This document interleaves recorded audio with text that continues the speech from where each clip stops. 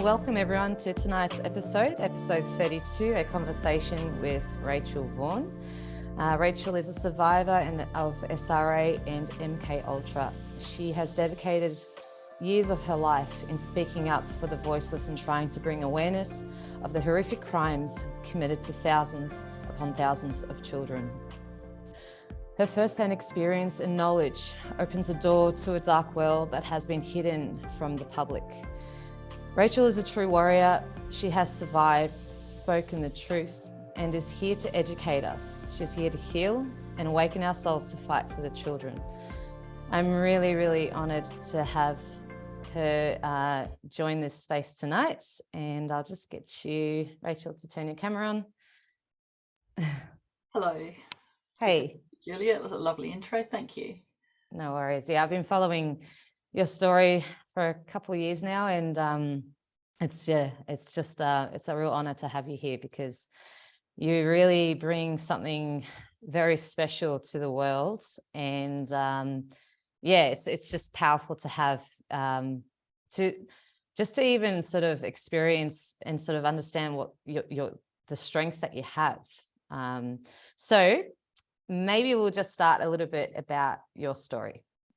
Sure. So for those who haven't heard of me, I've been speaking out about childhood abuses that I experienced in Adelaide, South Australia. I was a child in the 70s and 80s, and I've been trying to get a paedophile ring put away, including my father, since 2006, and that has meant countless letters, emails to people in power, authorities, members of parliament, police, all of the authorities over police in my state, federal police, ombudsman, ministers for police, all of those people that you possibly go for. And when none of that actually worked, I did finally get some leeway. I went to a very good member of parliament in South Australia here, and she had the Special Crimes Unit finally look into my father's crimes against me, specifically just the crimes against me, not the murders that he perpetrated. But sort of halfway through that investigation, he died rather conveniently. So you can't convict a corpse, so they stopped investigating then, which is pretty crazy when you think about there's a whole ring of these people. They're still operating, but because he died, and I do wonder if he got dispatched because it was inconvenient, it all just gets pushed under the carpet again and ignored. Can you talk a little bit about your childhood and some of the things that you witnessed your father do and some of the things that you experienced?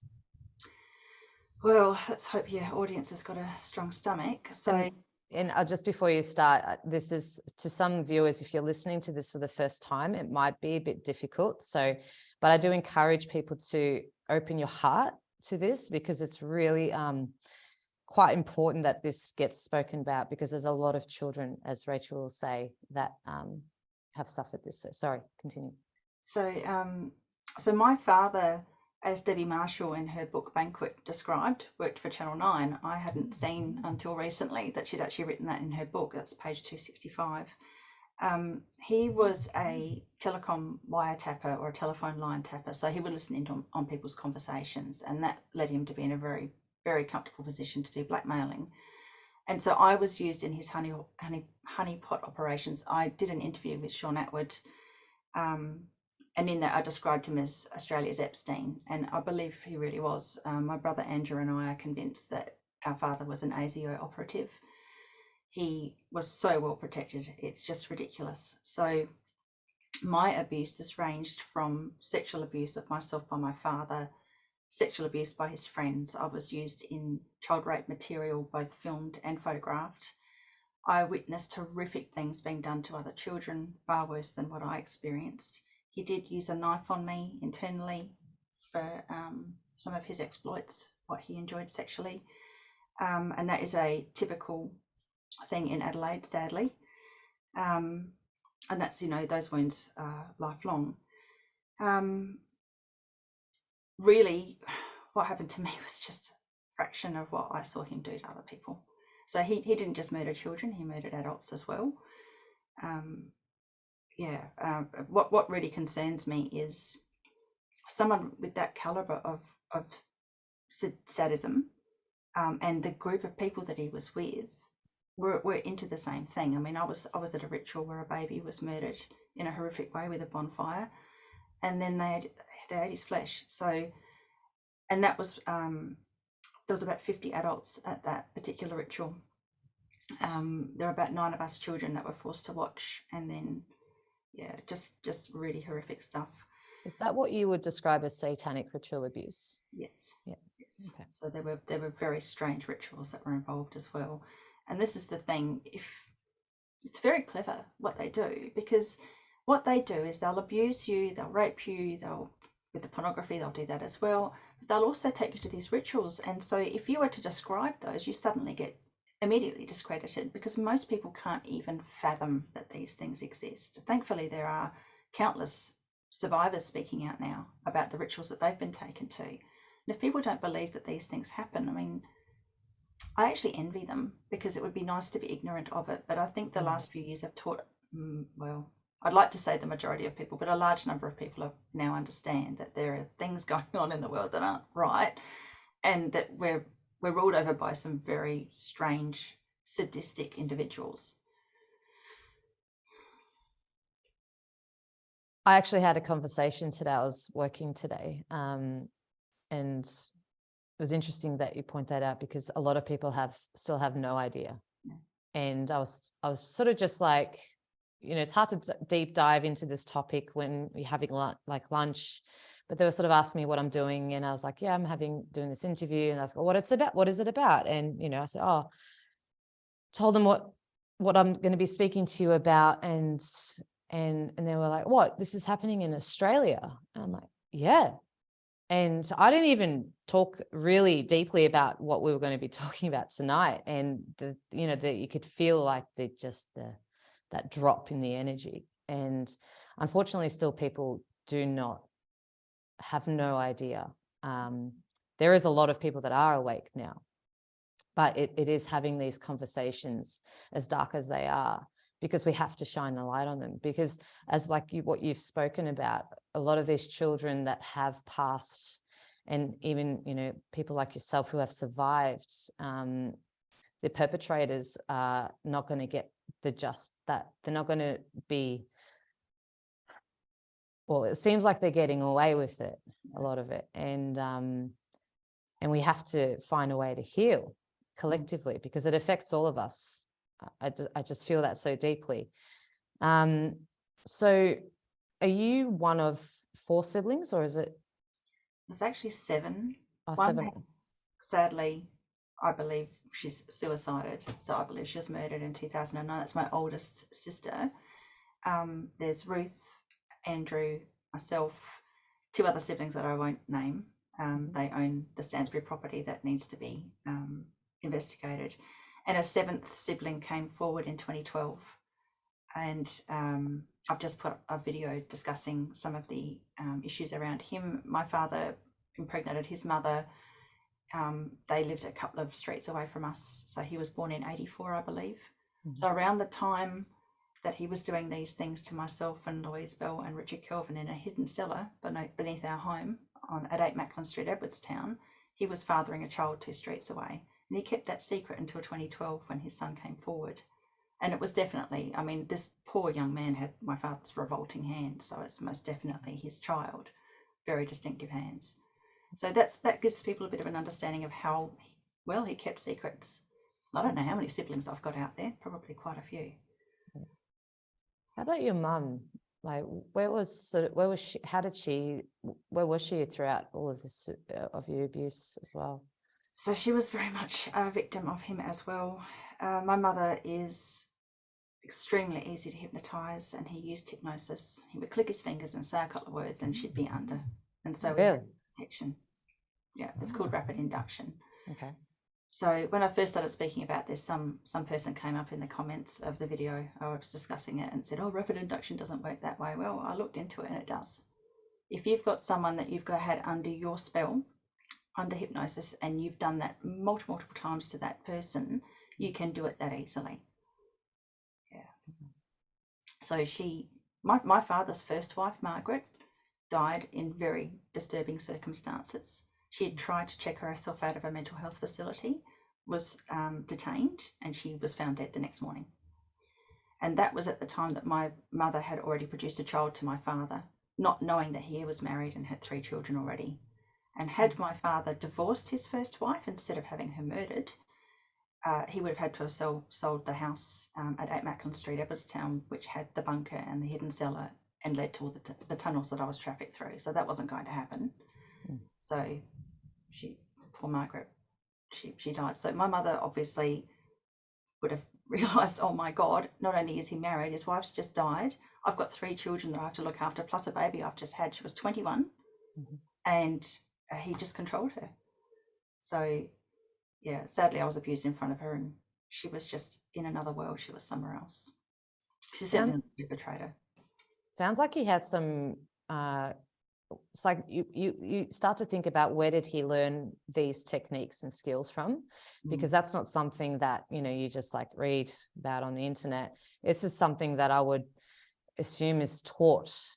I'd say he was involved with some very dodgy people from very early on. He was a devotee of Aleister Crowley, so he was obsessed with Egyptology, ancient Egypt, the demonic beings that they worshipped.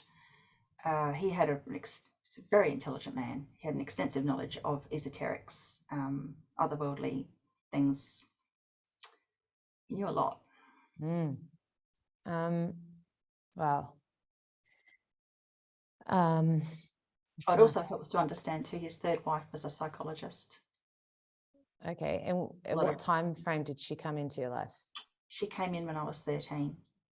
Okay, so psychologist. How did you, as a kid growing up, because like you obviously had to develop some sort of coping mechanisms. Did you have any sort of outlets, or were you able to? What was it? Can you share a little bit about that? Yeah, sure. So like most people, or children especially, who go through that sort of abuse, I had a dissociative aspect. So I would go off into another little world when he was abusing me, or I had a very strong spiritual belief. I would pray. My main way of coping, I suppose, at conscious times, was to play with my animals. I had a lot of animals, a lot of pets, and my friends were a great source of escape. So I would do a lot of sleepovers with them. And the weird thing is, I'd have a lot of anxiety about leaving my mother with him.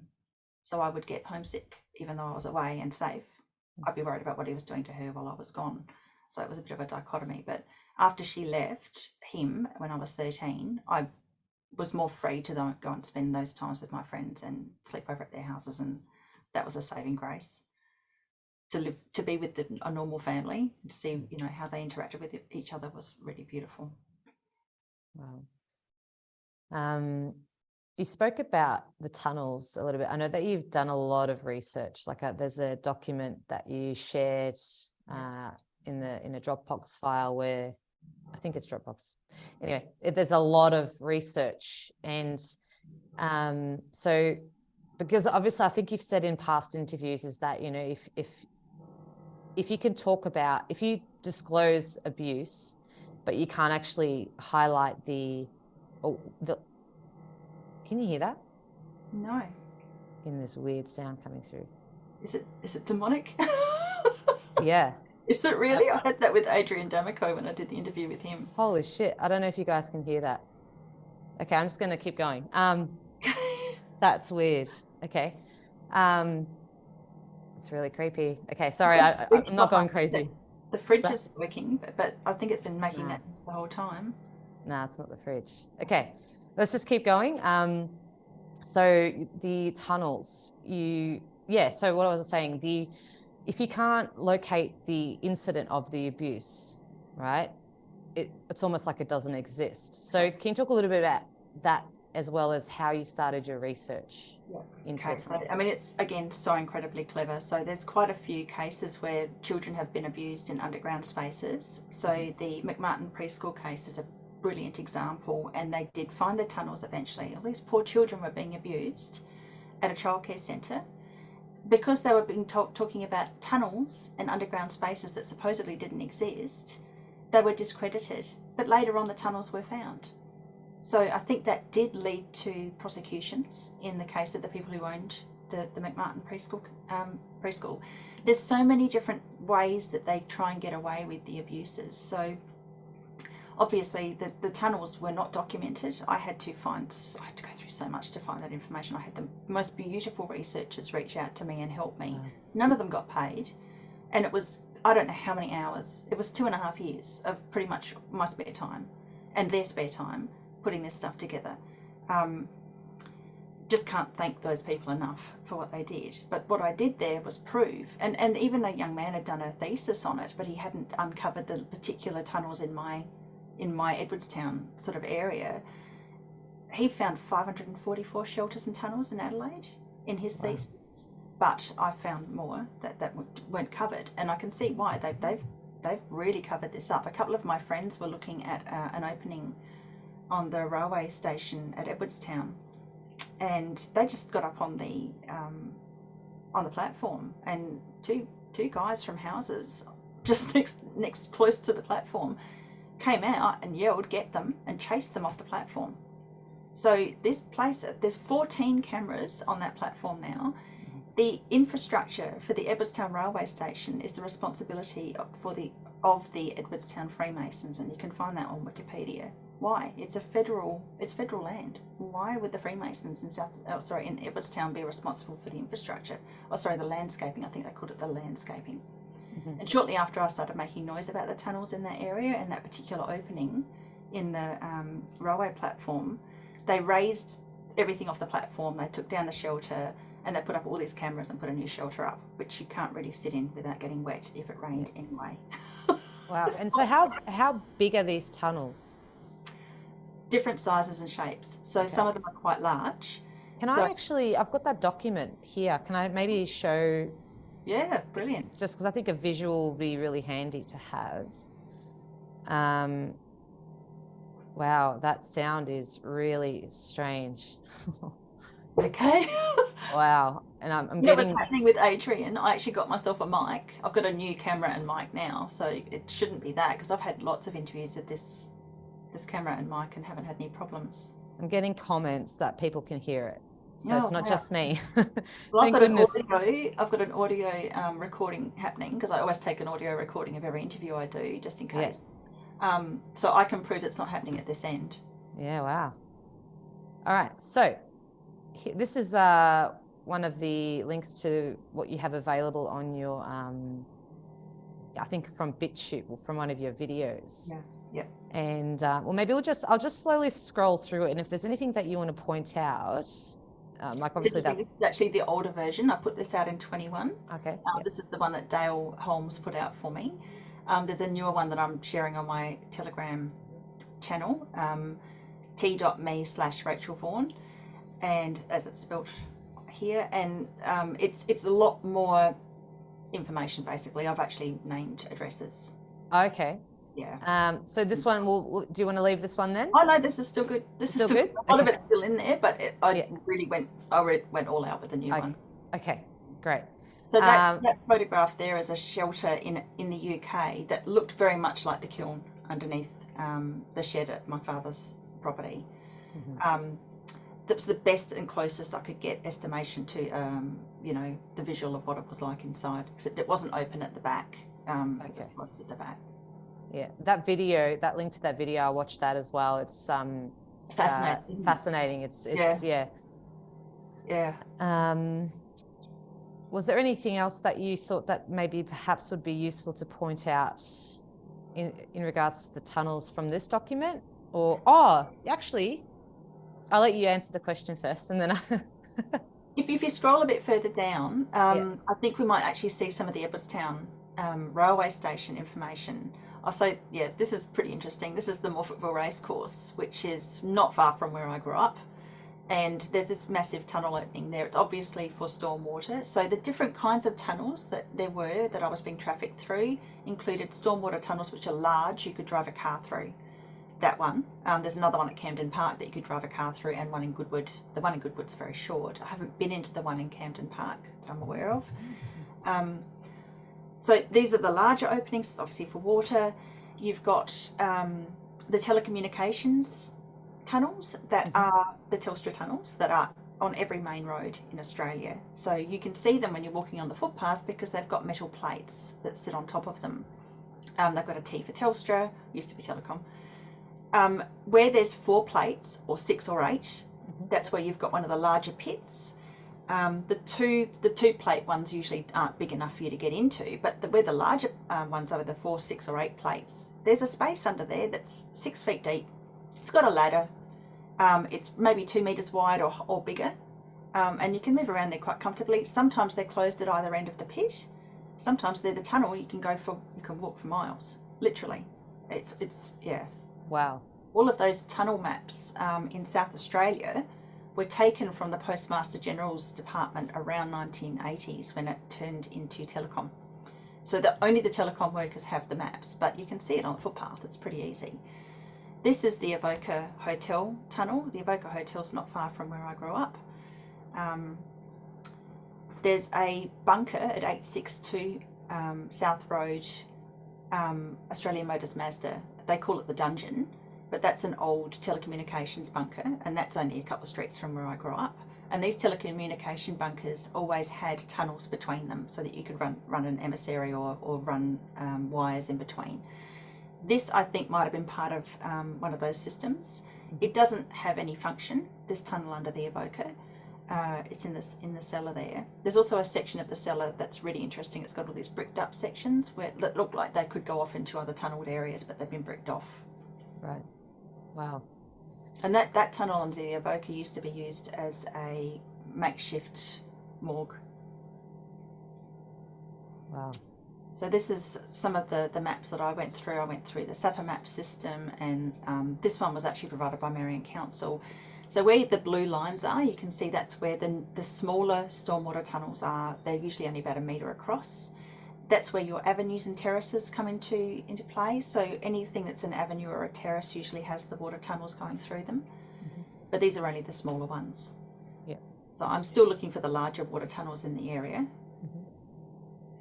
My father said that his tunnel that led from the bunker underneath the house at 8 Mackland Street went all the way to the tram line. So from what I can tell, I think it actually intersected underneath the old Glandore Boys home, where there's some weird stuff that needs to be looked at. I put up a video about that not long ago. So this is just an example here of, so we have King Street, and at the end of King Street, there's all of these, the holes that you have in the footpath that allows the stormwater to go down into the drains. There's about a bank of about 8 of those. There's normally one on the street, every 500 metres or so. There's about 8. This is just a little tiny cul-de-sac. But there's a line that goes up to Margaret Street on the council map, Marion Council map, that is a weird purple colour. There's no other lines on the entire map that colour. So I still don't know what that is about, but it's in a very, very significant location. I don't want to go too much into that, but there's a perp in the area. He's still alive, and I believe still abusing. Very powerful individual. Or he was. He's very old now, and he's going to get older and older and older. You spoke about that Max Egan as well. Was aware of the tunnels, and he had strong connections to the Beaumont Children. Can you talk a little bit about that? So he grew up, he said, on the same block or within a couple of streets of where they grew up.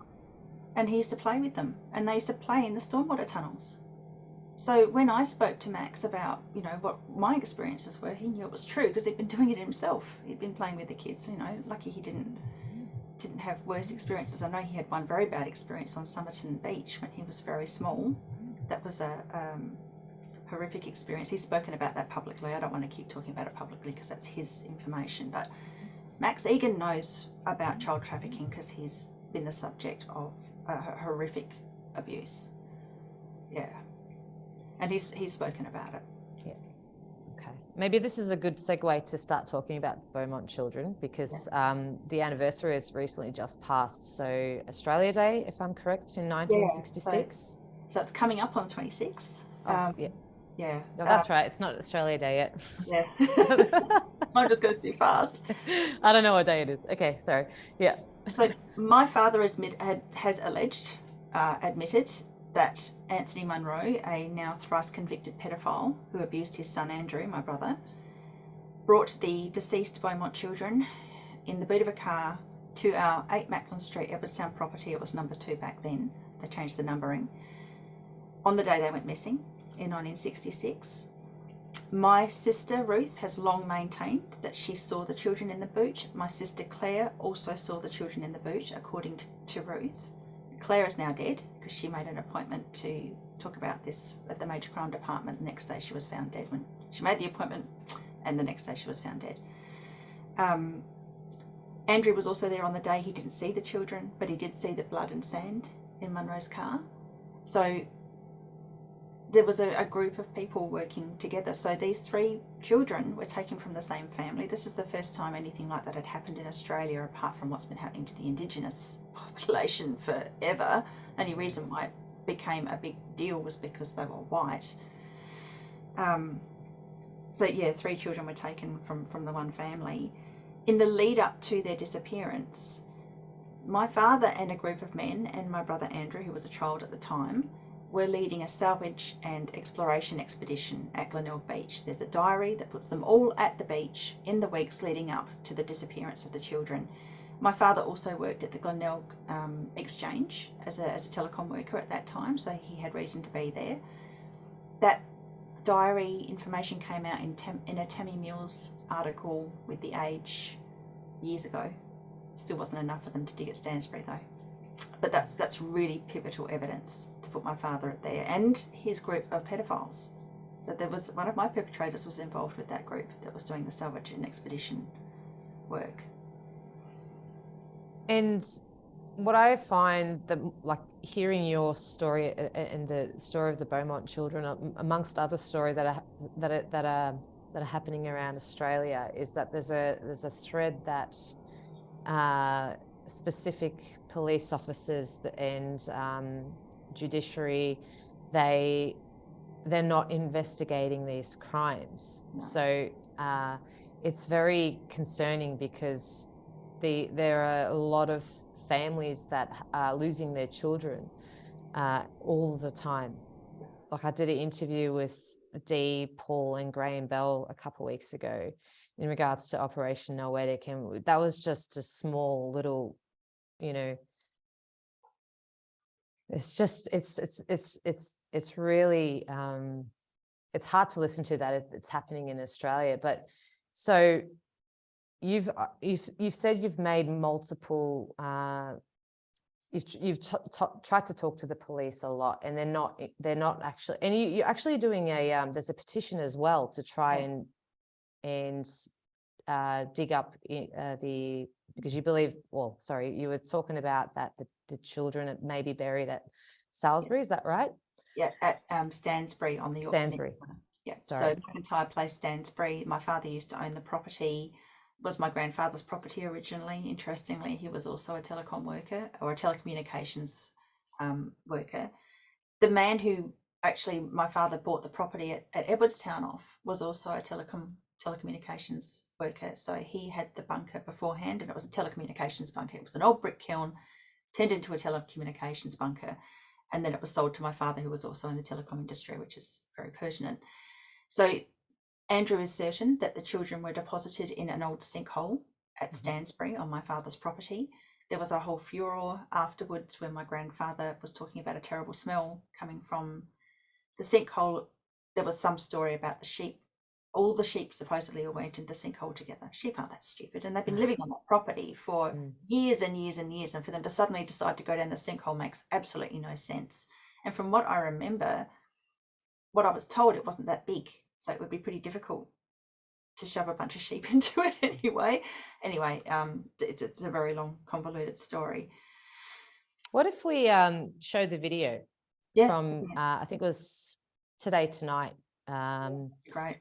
Because I think it really is quite potent to hear your father speak, because it's essentially sounds almost like a confession. well, yeah, it sounds like a confession. I'm just bringing it up now, just for people just to hear. Just make sure it's, can you see that in full screen or? Yes, I can. Yep, great. Here we go. Now, that stunning new lead in the decades-old Beaumont case. As you would have seen in the news, a chilling video of a suspect has surfaced less than a week after his death.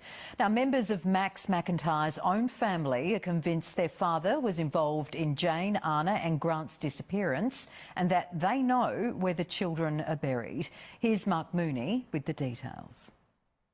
I know a lot about the Beaumont killing. Put it to him directly, you know, were you involved, Max? He said, no, I wasn't, but I'll tell you who was. My father was involved in the abduction and murder of the Beaumont children. Could this man hold the key to Australia's greatest criminal mystery? How did you come to track me down? Inside his home on a remote property on York Peninsula, Max McIntyre opens up about the allegations that have dogged him for much of his life. At the moment I'm researching the death of the Beaumonts because the only person who got to clear my name was me. This never-before-seen interview, filmed in April 2015, is the only time he broke his silence. On Tuesday, Max died aged 89 and, according to his son Andrew, has taken the 50-year-old secret to his grave. Exactly how much of a part he played, I'm not sure, but he was a major player in that. He disposed of the bodies. While his father denied any involvement, he claims there was someone who may know what happened. That person is his one-time close friend, Scout leader Anthony Munro. I want the whole bloody mess looked at. Now, I'll get around to who killed the Beaumonts in a minute. Andrew first raised his own suspicions in a court case in 2008 after Max took out an injunction blocking he and his sister from entering his property. Since then, he's had trouble finding anyone who would listen to what he told the court about his father and Munro. Now you want to know about Tony Munro. Trying to tease the story out of him was investigative journalist Brian Littley.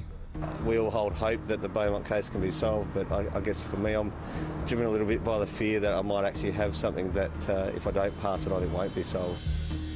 Tony Munro had close relationships with numerous children through his scouting activities and a skin diving club he ran at Glenelg. It was around the time that Jane, Anna and Grant Beaumont disappeared from the same beach. It was Australia Day 1966. Andrew McIntyre remembers that day like it was yesterday. Our father told us he'd take us to the beach, but he changed his mind and left us home. He says when his father and Munro returned, they were agitated and upset, and there was sand and blood in Munro's car. The children were in the boot of his white Zephyr. My two sisters were taken to the boot, and my sister had to brush the blood out of their hair and sand out of their hair. His father never told him what had happened and how the children came to be in the boot of the car. Andrew McIntyre claims that 2 weeks after the Beaumonts disappeared, Munro drove him from Adelaide to his father's property here in Stansbury. He says he dropped him in the driveway and sped off. As Andrew walked towards the house, he noticed something had changed. The sinkhole at the back of the property had been filled in. Anthony Munro brought me over to Stansbury to point me in that direction to see that the well had been filled in. The reason he was given? A flock of sheep had run down it, the sheep that lived on the property for years. He's convinced the Beaumonts are buried there and believes the authorities have an obligation to dig it up. My father liked to have his victims close handy, and he was a very cruel man, and I've always been terrified of him. I have constant nightmares about my father. In 1990, Munro was jailed for abusing a child and later fled to Cambodia, where he ran ladyboy bars. Police are looking at two possible victims. They are all under the age of 15 years old. With the authorities there on his tail, he returned to Adelaide last year and pleaded guilty to the abuse of two more boys in 1965. One of those boys was Andrew McIntyre. It took a long time coming. It had to be dragged out of him. During this time, Munro was questioned over the Beaumonts, but police say there's no evidence linking him to the case. Andrew says even if they were only responsible for disposing of the bodies, his father and Munro must have known who was involved in the abduction and murder. Andrew's been concerned that since Max's death, his half-brother Danny has unwittingly destroyed some of their father's belongings. We're just wondering why you're burning all your dad's stuff. No, it's just wood, mate. I'm not saying a word. Do you think Max had anything to do with the Beaumonts? Absolutely not. While police have investigated some of his claims, Andrew McIntyre says they've stopped listening. He was a victim of Tony Munro's in 1965 and in 1966, at the time or around the time that the Beaumont children went missing. I think you've got to give him some credit that you can't believe half his story and not the rest of the story. Certainly, Max knew that Munro was abusing Andrew. I caught him in bed with my son. They were bundled and naked. I didn't make a scene. He was a boy, a beautiful boy. He was my son, and he was in love with the scoutmaster. Andrew McIntyre says while his father will never face justice, it's not too late for others involved to be caught and punished. All the evidence is out there. The witnesses are still alive, and we'd like to come forward and tell our story.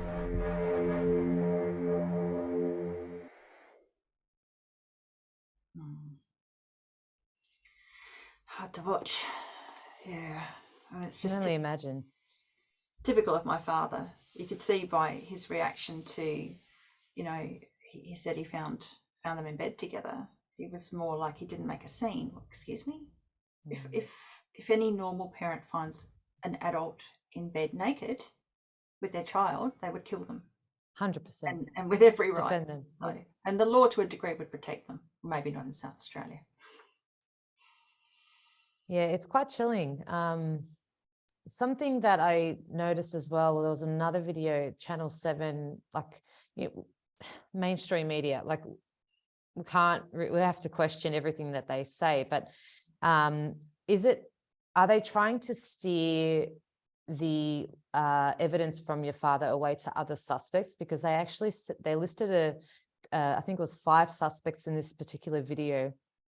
Your father, Tony Munro, Bevan Spencer Von Einem, sorry, don't know how to say that, Arthur Stanley Brown and Don Storen. Now, do you think that that's they're all involved, or would you say that they're trying to perhaps change the story, or I don't know? It's a diversion, I believe. It's a diversion.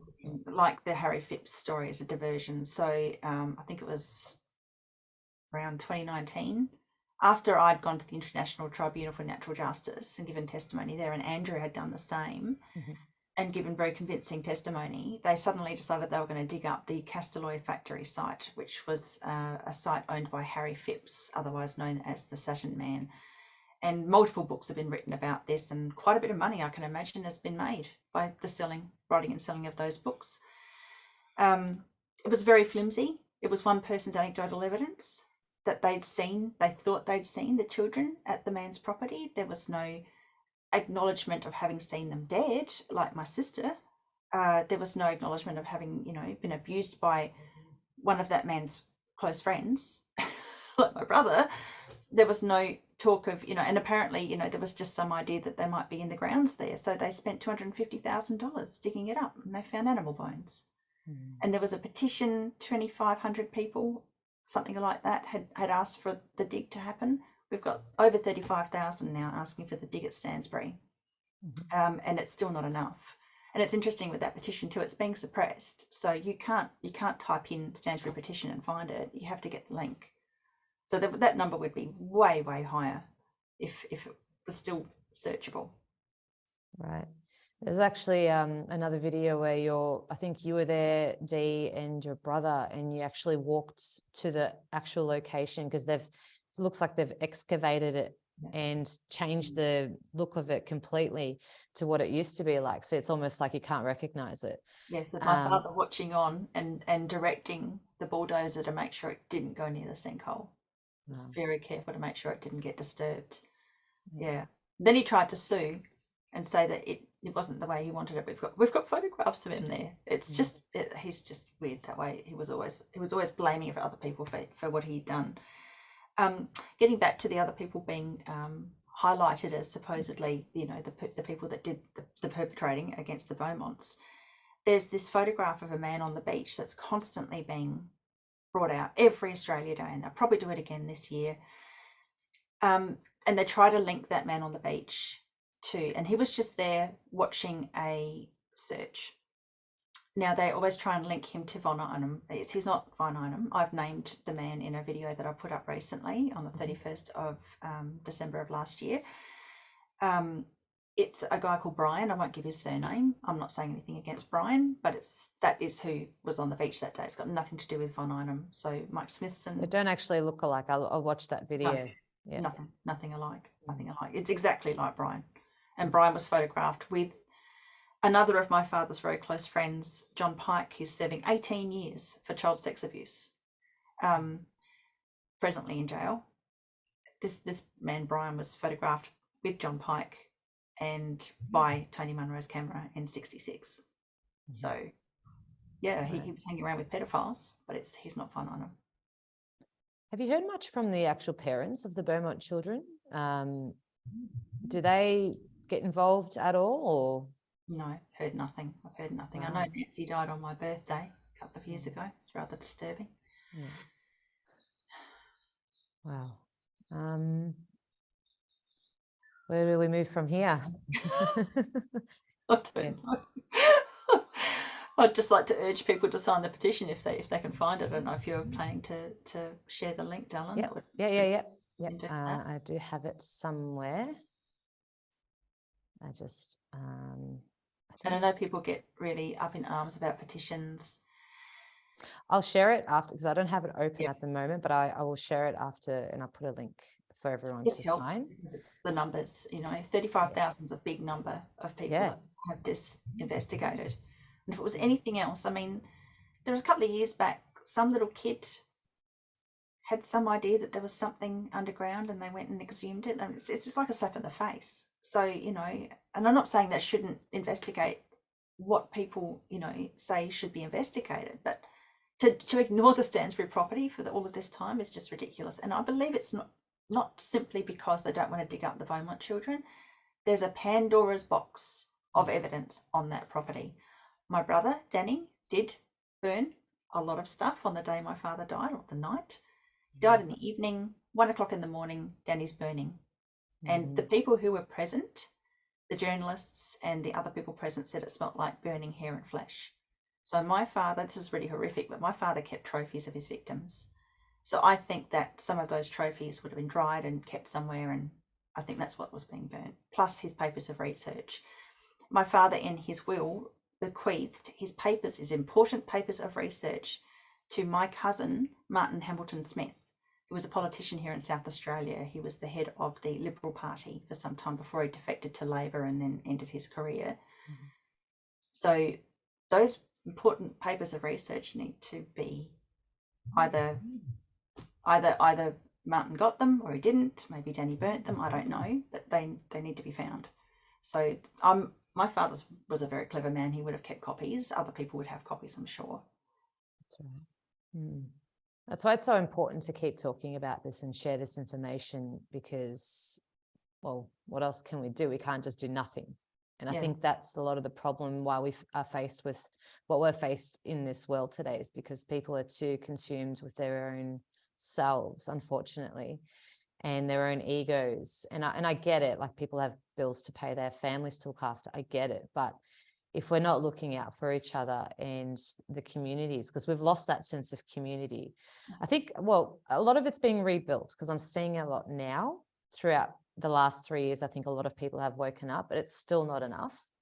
And because we're like, this is a global issue, because even if you're not awake, at some level in your consciousness, we are all connected. So if someone else is suffering, if there are a group of people suffering, let's say, you know, out there in the world, it does actually affect me on some level. And I don't think people realize that how that plays a part in our collective reality. It's so important, because but if we're like this in tunnel vision, like I spent most of my life like that, and you know, it's self-inflicted suffering. So maybe we can talk a little bit about your healing, because I think that with a lot of children that, or even adults, you know, all ages, that, or anyone that has suffered some sort of abuse, that doesn't want to speak out, because not everyone has to, but some people might want to, or maybe you can share a little bit about your personal healing and how what triggered you to start speaking out. Okay, so obviously an aspect of my abuse was not just the sexual abuse and the trafficking and the ritual abuse, it was also MKUltra abuse. So MKUltra is a mind control program, and there's many different subsets. Part of my mind control was I was trained psychically. There's psychic ability on both sides of my family, but what that actually helped me with was the fact that I had a connection to what I would describe as spirit guides that were very protective and helped me throughout my childhood. And people who don't believe in that stuff might just say it's a form of dissociation, and that's fine if they want to believe that. That's not a problem. That was one sort of coping mechanism, and that's helped me immensely with my healing, because I recognize that this is just one lifetime. There are many millions of lifetimes that we might experience as a soul, and in many different life forms. So we don't have to just be human, we can be many of the different forms on Earth, or perhaps on other planets. You know, it's pretty unlikely that we're the only planet in the world that in the universe or the multiverse that contains intelligent life. So I try to look at everything from a 40-foot perspective, so that I'm not just thinking, oh, poor me, you know, there's horrible things happen to me and nobody's doing anything about, you know, investigating it. I look at it from a completely different point of view. I'm looking at it as, in this lifetime, I am going to do everything that I can to bring justice, but I'm also going to have a balanced life and do the things that make me happy. So I don't live this 24/7. I put out 4 videos in the last month, which is way more than I plan to do in the future, but I needed to get that evidence out as quickly as possible. So another part of my healing was recognizing that on a soul level, as much as I despise my father, I have forgiven him on a soul level, because to not do so was damaging to me. So I know that we had this experience in this lifetime because there's something is going to come out of it that makes it worthwhile. And I believe it is being an example of not giving up, perhaps, or being that irritation to those that hurt me, that I haven't shut up yet. I'm living proof that their MKUltra mind control is crap. It doesn't work.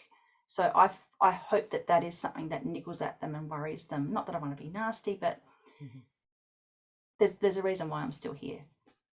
So a lot of my healing also came around writing down what I had experienced. It's very cathartic to write things down, because when you don't, it swims around in your mind constantly, and it's constantly re-traumatizing you. When it's written down, it puts it in its place so that you can then put it aside. And it also means that you can go back to it at a later date if you need to. So a lot of what I've been putting out recently, it's all filed away in many different places, digitally or physically, and I've always got access to it. So it's interesting. It'll be a book eventually. So everything is worth doing well. And so, yeah, another part of it is physical exercise is incredibly powerful. If you marry both sides of the brain by doing things like swimming, knitting, you know, anything that uses both hands is incredibly helpful when it comes to this. And finding like-minded people who've gone through the same thing is also incredibly helpful. Because if you're going through this on your own, you feel crazy, you feel like nobody understands. You find other people who've gone through the same thing, you find out what their healing techniques were, and then you can join together, and then you can help other people that way as well. So lots of different things that you can do. It's like you're using your voice as well. So that's because you're letting it out. Otherwise, you're keeping it in. That energy becomes trapped within your body. But if you know how to transform that energy by having these outlets and speaking to people, that's a massive key. And that helped me a lot with some of the issues I had growing up. And yeah, it's really important to reach out. And it's hard to reach out because you've been taught to not do that. Stay quiet or don't say anything. People are going to think this, they're going to think that, you know. Yeah. So have you had a lot of, since you've been speaking out, have you had a lot of other survivors or victims reach out to you? Oh, countless. Some are now my closest friends, but I can't count the number, and various different walks of life and various different forms of abuse as well. So it's interesting when you talk about, you know, abuse at this level, it triggers other people to remember their abuse. And then they'll come forward and say, you know, my abuse wasn't as bad as yours. And I just want to say to everybody, your experience is your own, and what hurts you is hurtful. It doesn't matter if somebody else seems to have gone through worse. So I can't count the number. What disturbs me the most is the parents that are having their children stolen by the Department of Child Protection and the South Australian Police, and all over the country and all over the world at the moment. That is utterly horrific, and that keeps me awake at night, because it's a billion dollar industry. Dee probably explained to you, she worked out it was roughly about 60 billion in Australia each year. It's enormously powerful. It's bigger than the automotive industry. So we're talking like family courts, out of home care, NDIS, you know, all privatized corporations now, and they keep changing their names so that you can't, you know, trace them, and it's massive. It's massive. Yeah, it is. It's huge.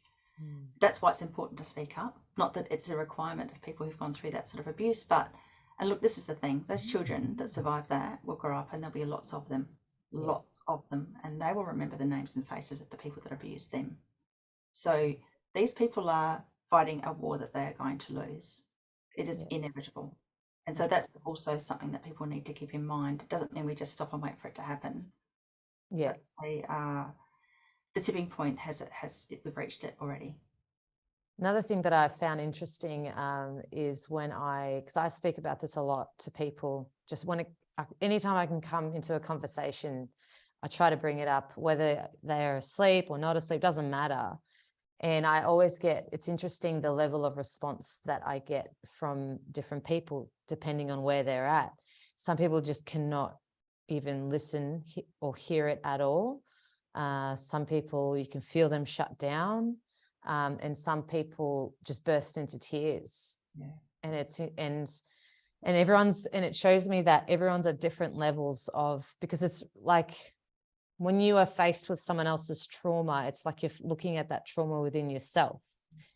And that's how I sort of wrap my head around it. Because when I listened to you back in 2021, it hit me so hard, and I felt, I don't know, it was really interesting because I felt like such a strong connection to you and your story, but it didn't happen to me. But it kind of like, I don't know, it was maybe it happened in a past life, then I haven't resolved that trauma or something like that. I don't know. I can't really explain it, but I knew that I couldn't not look at it anymore. I had to look at it. It was just something that I had to do. Otherwise, what am I doing here?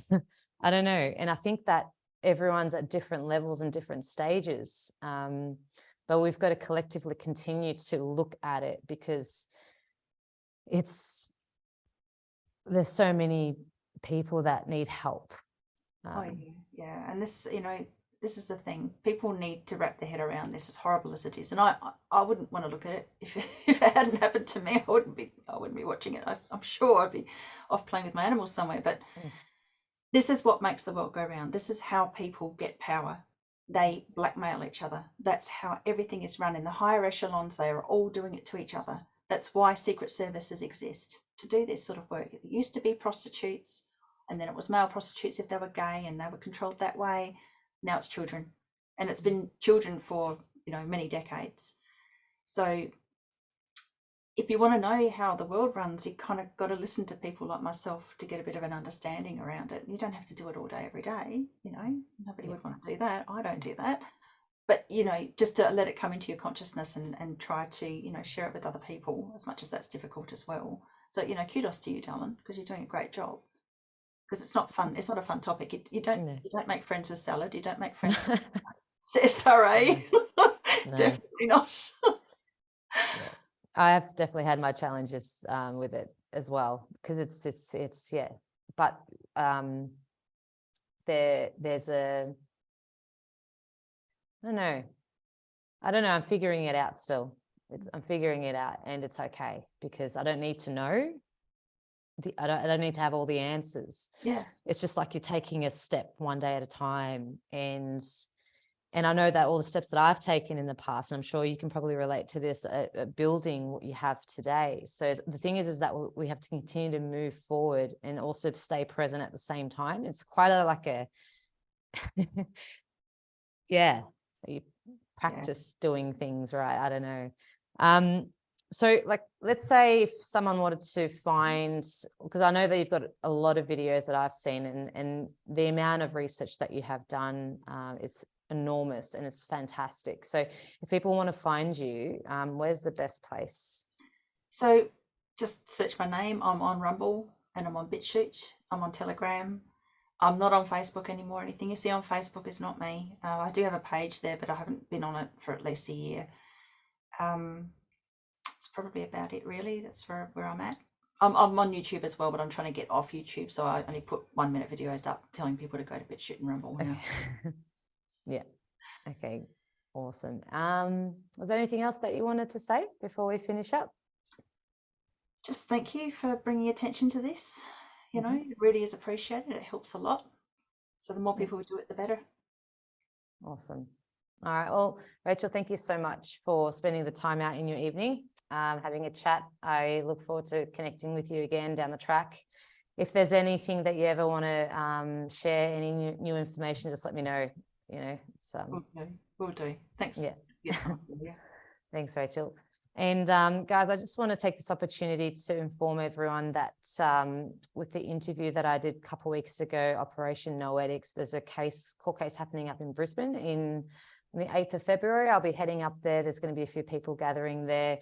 I will quickly just share the picture. Where did I put it? Actually, what I'll do is I'll just jump on my Telegram. It's on there. I can't find it now. And yeah, cool. Thank you everyone for tuning in. Please share this out there, and I'll see you guys in the next video. All right. Now I've got to find the video.